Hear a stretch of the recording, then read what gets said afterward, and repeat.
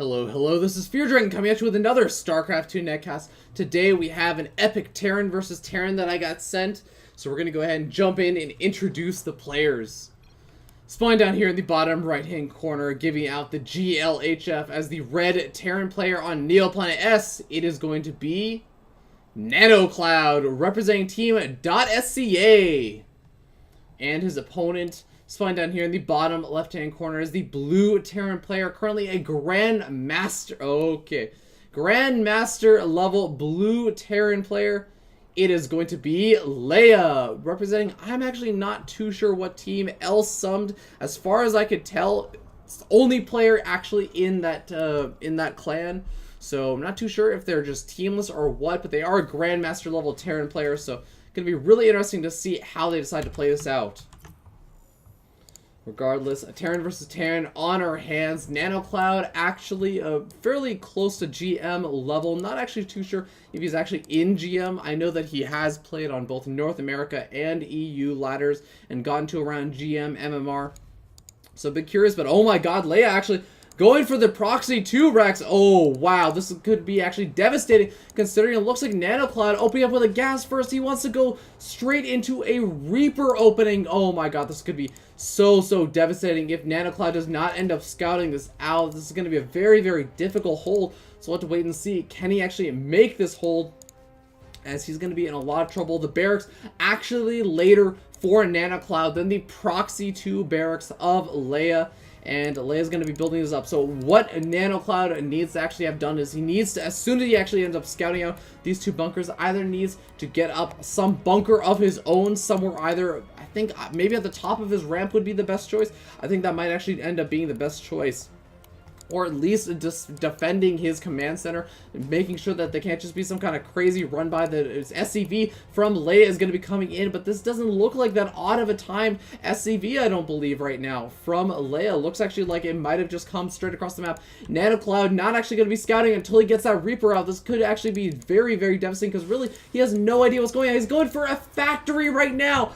Oh my god, he's not even going straight for the Reaper. That means that he's going to have such a delayed scout off. He's going to be going for that eventual wall off. Starts to build that supply depot a little bit further along. Leah just going to be building up a couple of those Marines before he actually goes in. SCVs being pulled by Leah. He's going to be depending on that mule income just to continue to produce additional Marines. And now we end up seeing finally those Marines are going to be coming up. The SCV is also coming up as well. They're likely going to be there to either build some bunkers. There goes down the first bunker. One of those SCVs already very low in health for SCANanoClouD. SCANanoClouD ends up losing one of the SCVs. It looks like only a single Marine now for SCANanoClouD. Managed to get the cancel off over on that bunker. That's going to be such a critical thing. But we already see 5 Marines out for Leah. This is going to be a nearly impossible hold for SCANanoClouD. The bunker are going to be going back up in range of both the bunker and the factory of SCANanoClouD. SCANanoClouD does have the resources though. He's starting to actually take away or pick away at a ton of those SCVs from Leah. Managed to take out all of the SCVs actually from Leah. Going to be working away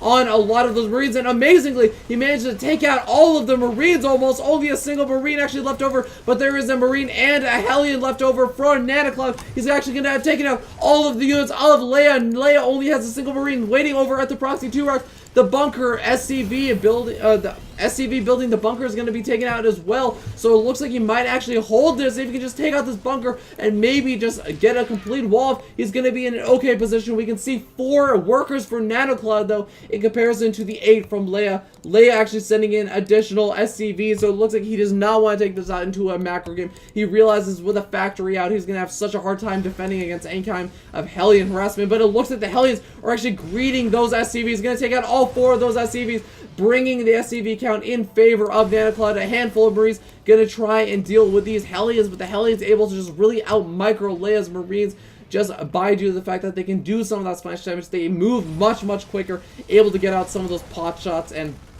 I mean, Leah trying to move in, trying to snipe off some of the supply depots, going to try and supply block, actually, NanoCloud, but it's not really going to work for right now. A Widowmine actually out for NanoCloud. This is a great decision. I mean, what is there really going to be to detect that Widowmine? SCV is being pulled once again, and with those Hellions being taken out, it's going to be a little bit difficult. He's going to have to retreat with those those SCVs, but I feel like NanoCloud really in the advantageous position in this game. If he can reburrow that Widowmine, yes, he's reburrowing the Widowmine over at the National Expansion's ramp. He's going to get off a shot. He takes out 2 of the Marines, brings another one to critically low health, and with that last remaining shot from the Marine, he does manage to take that one out as well. The Hellion trying to do a little bit of damage, only a single Marine able to make its way over into the main base of NanoCloud. You can see doubling in supply, although really doubling in supply, NanoCloud only has an 8 supply lead. But now we do end up seeing finally that Hellion going to be able to come out once again. If you can actually get this Hellion to come out and deal some good damage into all those SCVs that are all sitting in a big line. A second Hellion does come out, and there we end up seeing Leah actually ends up leaving even after the trash talk at the beginning of the game. So very well played by Team.SCA's NanoCloud, showing us yet another really awesome game from the ladder, able to hold off a nearly impossible situation with the proxy 2-Rex going down from Leah, but with some good control and maybe a couple of mistakes from Leah. I mean, I feel like even though he was going to be in a very, very difficult situation, after dealing a lot of that damage, getting that 5 or so, I guess, a worker lead to his opponent, I feel like maybe the best option would have been just try and continue to produce Marines, keep those Hellions over at home defending, and try and get that solid wall off. And once he gets that solid wall off, he can try and get up a barracks. Even just a single Marine and a couple of SCVs repairing that wall off would eventually be able to hold off against those Hellions, but it did not end up happening. Leah, of course, a Grandmaster level player, so probably knows better than me anyways.